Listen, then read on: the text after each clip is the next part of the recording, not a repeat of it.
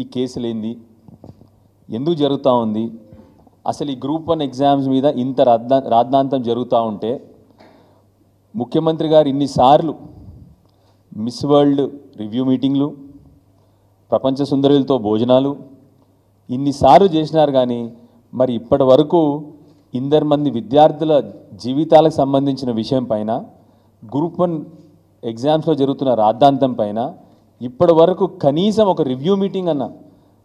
నాకేమనిపించిందంటే మొన్న ఒక ఫోటో కనబడింది. ఆ మిస్ వరల్డ్ పోటీలో అందరు క్యాబినెట్ మంత్రులు అందరూ పోయినారు. కనీసం అక్కడ ఒకసారి మాట్లాడినా బాగుండేది కదా అని అనిపించింది నాకు. మిస్ వరల్డ్ పోటీలకు పోయినారు, ఎంటైర్ క్యాబినెట్ ఒకటే టేబుల్ మీద కూర్చుంది మొన్న. మొత్తం క్యాబినెట్, ఉత్తమ్ కుమార్ రెడ్డి గారు కానివ్వండి, శ్రీధర్ బాబు గారు కానివ్వండి, ముఖ్యమంత్రి గారు కానివ్వండి. ఆ రోజైనా మరి ఇన్నేళ్ళు చదువుకున్న విద్యార్థులు గ్రూప్ 1 ఎగ్జామ్ వాళ్ళ ప్రాణం పనంగా పెట్టి, వాళ్ళ తల్లిదండ్రులు పనంగా పెట్టి ఇన్ని సంవత్సరాలు విద్యార్థులు చదువుకొని పరీక్షలు రాస్తే వాళ్ళకున్న సందేహాలని మనం కనీసం నివృత్తి చేయట్లేదు. కనీసం ఒకసారి రివ్యూ మీటింగ్ పెట్టుకుందాము అని కూడా ముఖ్యమంత్రి గారికి ఆలోచన రాలేదు. ఏమన్నా అంటే ఒకప్పుడు పరీక్షలు నోటిఫికేషన్లు పెట్టమని చెప్పి రోడ్డెక్కినారు విద్యార్థులు, ఇవాళ నోటిఫికేషన్లు వద్దు అని చెప్పేసి రోడ్డెక్కుతూ ఉన్నారు. ఒకసారి నేను ముఖ్యమంత్రి గారిని అడగదలుచుకున్నాను, ముఖ్యమంత్రి గారు ఏ విద్యార్థులు ఇప్పుడు నోటిఫికేషన్ వద్దని చెప్పినారో మీరు దయచేసి మా అందరికి చెప్పాలి. ఇక నెక్స్ట్ మీ ముఖ్యమంత్రి గారు ఏమంటారంటే రైతులేనని రైతు బంధు ఇవ్వద్దని చెప్పి రోడ్డెక్కినారు, మహిళలను మాకు పెన్షన్ వద్దని రోడ్డెక్కుతూ ఉన్నారు. ముఖ్యమంత్రి గారు రైతులు నాకు రుణమాఫీ వద్దు అని చెప్పి రోడ్డెక్కినారు అన్న మాటలు మాట్లాడతాడు ఈ ముఖ్యమంత్రి గారు. ఇప్పటి వరకు నాకు తెలిసి ఏ విద్యార్థో ఏ నిరుద్యోగో మాకు నోటిఫికేషన్లు వద్దు అని చెప్పి ఇప్పటివరకు రోడ్డెక్కిన దాఖలా లేవు. ఈ ముఖ్యమంత్రి గారు ఆ మాటలు మాడుతూ ఉంటారు. అసలు ఎందుకు ఇన్ని ప్రాబ్లమ్స్ వస్తూ ఉన్నాయి? ఈ విద్యార్థులు అడిగిన సమస్యల్ని ఇప్పటి వరకు విద్యార్థులు కనీసం 2000 వాళ్ళ గ్రీవియన్సెస్ కానీ వాళ్ళ సందేహాలు కానీ గవర్నమెంట్కి రాసినారు. ఈ గ్రూప్ 1 విద్యార్థులందరూ ఇప్పటి వరకు ఆర్టీఐ నుంచి కానీ, గవర్నమెంట్ నుంచి కానీ, క్యాబినెట్ నుంచి కానీ ఇప్పటి వరకు ఒక్క రిప్లై రాలేదు. అప్పుడే వాళ్ళు మా దగ్గర రావడం జరిగింది. దాని గురించి కోర్టుకి వెళ్ళినారు. కానీ ఇప్పటి నుంచి గవర్నమెంట్ తరపు నుంచి కోర్టు కూడా కొన్ని సందేహాలు లేవనెత్తింది. ఆ సందేహాలు కూడా గవర్నమెంట్ కనీసము ఇప్పటి వరకు నివృత్తి చేయలేదు. ఫస్ట్గా చిన్నగా మీ అందరు ఇక్కడ ప్రెస్ మిత్రులు ఉన్నారు కాబట్టి మీకే చెప్తా ఉన్నాను. ఫస్ట్ మీరు కూడా దయచేసి దీని గురించి అడగాలి. మీరు కూడా ప్రిలిమ్స్కి మెయిన్స్కి మామూలుగా అంటే సందేహం ఏంటంటే ఎడ్యుకేషన్ మినిస్టర్ లేడు. రెండోది అనకూడదు కానీ విద్యార్థులు ఏమంటా ఉన్నారంటే, సార్ ఈ ముఖ్యమంత్రి గారు ఎప్పుడు తను పోటీ పరీక్షలు రాలేదు కాబట్టి ఈ పోటీ పరీక్షలకు ఉన్న ఇంపార్టెన్స్ తనకు తెలియదు, అందుకొరకే తను కనీసం రివ్యూ మీటింగ్ పెట్టట్లేదు, మా కష్టాలు చెప్పినా పట్టించుకోవట్లేదు అని చెప్పి విద్యార్థులు చెప్తా ఉన్నారు. సో దయచేసి ఎందుకు చెప్తా ఉన్నానంటే ముఖ్యమంత్రి గారికి విషయం తెలియాలి. ఒక పోటీ పరీక్ష అంటే మామూలు విషయం కాదు. వారికి పోటీ పరీక్ష అంటే విషయం తెలియదు వారు కానీ వారికి నాకు తెలిసి వారి కుటుంబంలో కూడా ఎవరు వాళ్ళ బ్రదర్స్ కానీ ఎవరు రాసినట్టు లేరు పోటీ పరీక్షలు. దానికి ఉండే ఇంపార్టెన్స్ తెలియదు. దానికి విద్యార్థులు ఎందుకు కష్టపడతా ఉన్నారండి? సింపుల్ ఒక డౌట్, ఫస్ట్ డౌట్, ఎందుకు మీరు ప్రిలిమ్స్ నుంచి మెయిన్స్కి హాల్ టికెట్ నెంబర్స్ మార్చినారు? సో ప్రిలిమ్స్లో ఎవరు క్వాలిఫై అయినారు, మెయిన్స్కి వాళ్ళ same qualification same hall ticket number లేదు. సో ప్రిలిమ్స్ల నుంచి ఎవరు మెయిన్స్కి వచ్చినారో ఎవరికి తెలియదు. ఇప్పుడు ప్రిలిమ్స్ నుంచి మెయిన్స్కి ఎవరు వచ్చినారో తెలియదు, ఎందుకంటే హాల్ టికెట్ నెంబర్లు మారిపోయినాయి. నెంబర్ 1. నెంబర్ 2, మీరే మీ బోర్డు నుంచి ఏమి ఇచ్చినారంటే 8 మంది విద్యార్థులు ఎగ్జామ్కి అప్పియర్ అయ్యారని చెప్పి ఇచ్చినారు. 2093 మంది విద్యార్థులు, కేవలం 21,093 మంది విద్యార్థులు ఎగ్జామ్కి అప్పియర్ అయినారు, అటెండెన్స్ ఉందని చెప్పి మీరు ఇచ్చినారు ఫస్ట్. ఆ తర్వాత మీరు రిజల్ట్ ఇచ్చినారు. రిజల్ట్ ఎంతమందికి ఇచ్చినారు తెలుసా? 21,103 మందికి. అంటే పరీక్ష రాసిన దానికంటే 10 మందికి ఎక్కువ మందికి రిజల్ట్స్ వచ్చినాయి.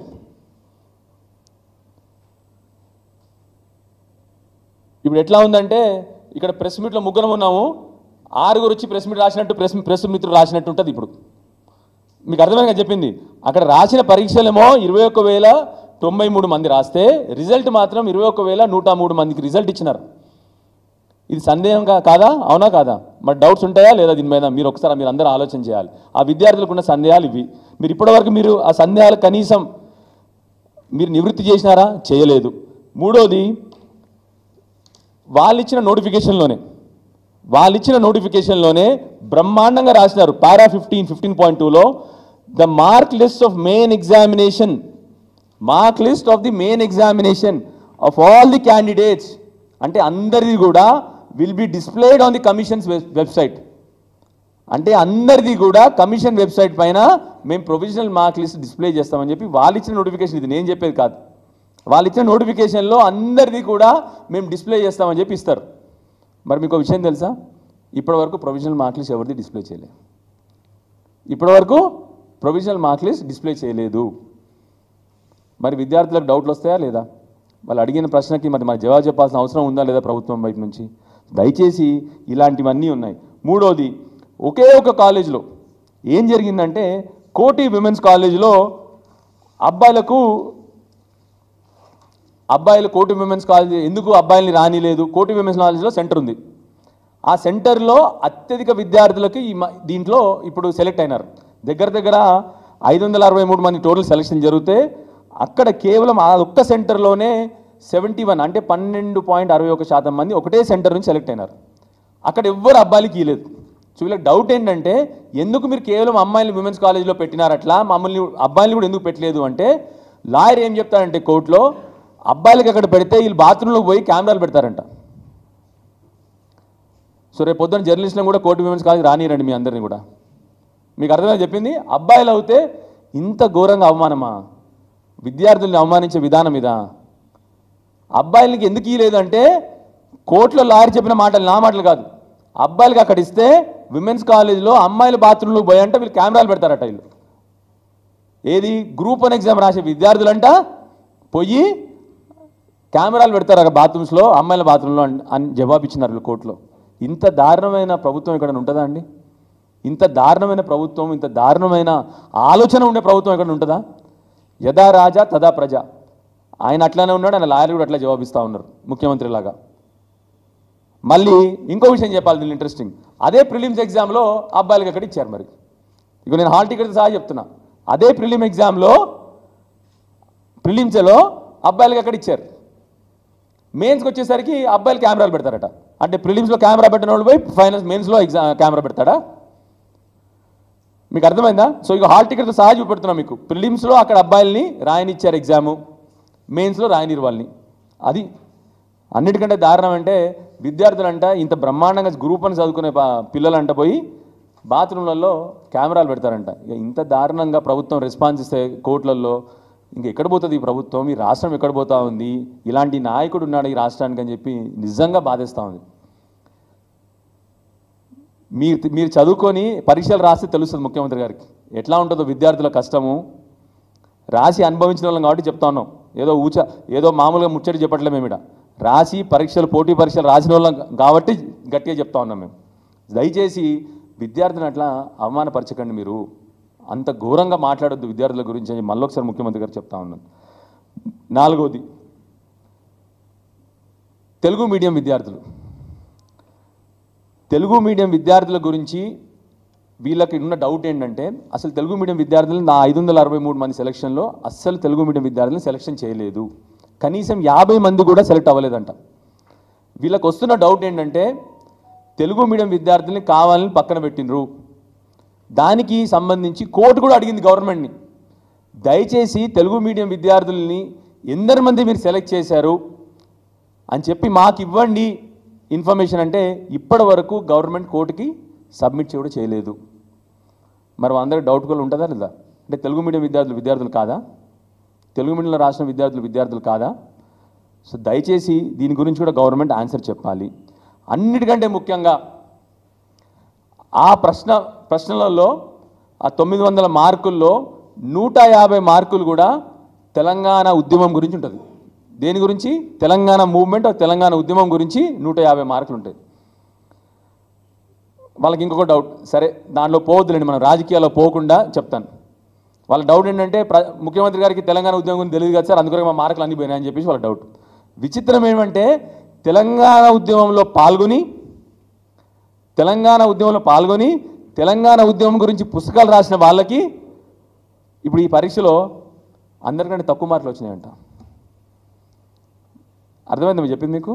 తెలంగాణ ఉద్యమంలో గురించి పుస్తకాలు రాసిన వాళ్ళు ఈ పరీక్ష రాసినారు ఇప్పుడు గ్రూప్ 1 ఎగ్జామ్, తెలంగాణ ఉద్యమం గురించి పుస్తకాలు రాసినారంట వాళ్ళు. అలాంటి వాళ్ళు ఇప్పుడు రాస్తే వాళ్ళకి మార్కులు రాలేదు అంటే ఎవరు కరెక్షన్ చేసినట్టు? ఇప్పుడు తెలంగాణ ఉద్యమం గురించి తెలియని వాళ్ళు తెలంగాణ ఉద్యమం గురించి కరెక్షన్ చేసినారు. అర్థమైంది కదా? తెలంగాణ ఉద్యమం గురించి అవగాహన లేనోళ్ళు, తెలంగాణ ఉద్యమం గురించి తెలియని వాళ్ళు రాసినారు, కరెక్షన్ చేసినారు. కాబట్టి ఎవరైతే తెలంగాణ ఉద్యమం గురించి పుస్తకాలు రాసినారో వాళ్ళకే మార్కులు రాలేదంటే మీరు ఒక్కసారి ఆలోచన చేయండి, ఎవరు కరెక్షన్ చేసినారు? మరి వాళ్ళ డౌట్లో నిజంగానే నిజాయితీ ఉంది కదా డౌట్లో. సో దయచేసి ఇలాంటివన్నీ ఆ విద్యార్థుల డౌట్స్ నివృత్తి చేయండి, మీరు వాళ్ళకున్న సందేహాలు నివృత్తి చేయండి. అనవసరంగా కేసులు, దీంట్లో ఎస్సీ ఎస్టీ అట్రాసిటీ కేసు పెట్టాల్సిన లీగాలిటీ ఏమైనా ఉందా దీంట్లో? కౌశిక్ రెడ్డి గారు అది కూడా నెల క్రితం మాట్లాడినారు. ఇది కేవలం రాజకీయ ప్రోద్బలంతో చేసిన కేసు అని చెప్పి క్లియర్గా అర్థమవుతోంది. మీరు చేయాల్సింది ఏంది ఇక్కడ? ఆ 563 ఏదైతే జాబ్స్ ఉన్నాయో 20,000 మంది ఎగ్జామ్ రాసే 21,000 మంది వాళ్ళకున్న సందేహాలు తీర్చండి అంటే ఇక్కడ దాని గురించి మాట్లాడితే కేసులు పెడతా ఉన్నారు. ఇప్పుడు నెక్స్ట్ మా మీద కూడా కేసు అవుద్దామని నాకు తెలుసు మాకు, కానీ మేము ప్రశ్నిస్తూనే ఉంటాం ప్రజల వైపు. కేసీఆర్ గారు మమ్మల్ని పంపించిందే ప్రజల వైపు నుంచి ప్రశ్నించాలని చెప్పి. తప్పకుండా మేము విద్యార్థుల పక్షాన నిల్చుంటాం, తప్పకుండా ప్రభుత్వాన్ని ప్రశ్నిస్తూనే ఉంటాము. 100కు 100% ఇంకా ఎక్కువ ప్రశ్నలు అడతాం. ఇప్పుడే మా వివేకన్న కూడా క్లియర్గా చెప్పినారు, మేము ఎందుకు ప్రశ్నించకూడదు? మీ క్యాబినెట్ మంత్రులే మీ మీద అలిగేషన్ చేస్తూ ఉన్నారు, మీ క్యాబినెట్ మంత్రులే మీ మీద అలిగేషన్ చేస్తూ ఉన్నారు. మా క్యాబినెట్ అంతా 20% కమిషన్ తీసుకుంటుందని చెప్పేసి. మేము కాదు కదా అంది అది, మరి మేము ప్రశ్నించొద్దా ఇప్పుడు దాని గురించి కూడా? ఇదే విషయం అసెంబ్లీలో మాట్లాడితే కాంట్రాక్టర్లు వచ్చి సెక్రటరియట్లో, అంటే మాకు తెలిసిన చరిత్రలో మా సీనియర్ కూడా చెప్పినారు, మాకు తెలిసిన చరిత్రలో ఎప్పుడు కూడా కాంట్రాక్టర్లు వచ్చి సెక్రటరియట్లో మీరు 20% కమిషన్ తీసుకుంటారని స్ట్రైక్ చేసిన రోజులు లేవంట ఇప్పటివరకు. మరి మేము ప్రశ్నించాలా వద్దా? ఇన్ని ప్రాబ్లమ్స్ జరుగుతుంటే అపోజిషన్ ప్రశ్నించొద్దు, ప్రశ్నిస్తే మేము జైల్లో వేస్తాము, ప్రశ్నిస్తే అట్రాసిటీ యాక్ట్లు పెడతాము, కేసులు పెడతాము అంటే ఇది మంచి పద్ధతి కాదు. దయచేసి మళ్ళొకసారి నేను ప్రభుత్వాన్ని రిక్వెస్ట్ చేస్తూ ఉన్నాను, 1000 మంది విద్యార్థులకు సంబంధించిన విషయము, 1000 మంది కుటుంబాలకు సంబంధించిన విషయము, దయచేసి మేము అడిగిన డౌట్స్ అన్నీ కూడా, మేము అడిగిన సందేహాలన్నీ కూడా మా విద్యార్థులకు సంబంధించి నివృత్తి చేయండి. మళ్ళీ ఒకసారి మిమ్మల్ని రిక్వెస్ట్ చేసేది, అన్నీ కూడా పబ్లిక్ డొమైన్లో పెట్టండి. మీరు చెప్పిన విధంగానే పరీక్షల మార్కులు కూడా పబ్లిక్ డొమైన్లో పెట్టండి. మీరు ఇచ్చిన నోటిఫికేషన్లో, మేము అడగట్లేదు. అండ్ దట్ ఈస్ రైట్, ఎప్పుడైనా పబ్లిక్ డొమైన్లో ఉండాలి కదా. మీరు పబ్లిక్ డొమైన్లో మార్క్స్ పెట్టకుండా ఏది కూడా పబ్లిక్ డొమైన్లో పెట్టకపోతే ఎవరికైనా డౌట్లు వస్తాయి. అన్నీ కూడా ఎవరి మార్క్స్ అయినా మేము అందరం పరీక్షలు రాసాము, మా పరీక్ష మార్కులు కూడా పబ్లిక్ డొమైన్లో పెట్టినారు. అప్పుడు అందరికీ కూడా పబ్లిక్ డొమైన్లో పెడతారు, ర్యాంకులు పబ్లిక్ డొమైన్లో పెట్టాలి, సెలక్షన్ ఎలా జరిగిందో పబ్లిక్ డొమైన్లో పెట్టాలి. దయచేసి మళ్ళీ ఒకసారి మిమ్మల్ని అన్నీ కూడా విద్యార్థుల గ్రూప్ 1 పరీక్ష రాసిన విద్యార్థులందరూ డౌట్స్ నివృత్తి చేయాలి, అన్నీ కూడా పబ్లిక్ డొమైన్లో పెట్టాలని చెప్పి మళ్ళీ ఒకసారి ప్రభుత్వం రిక్వెస్ట్ చేస్తాను.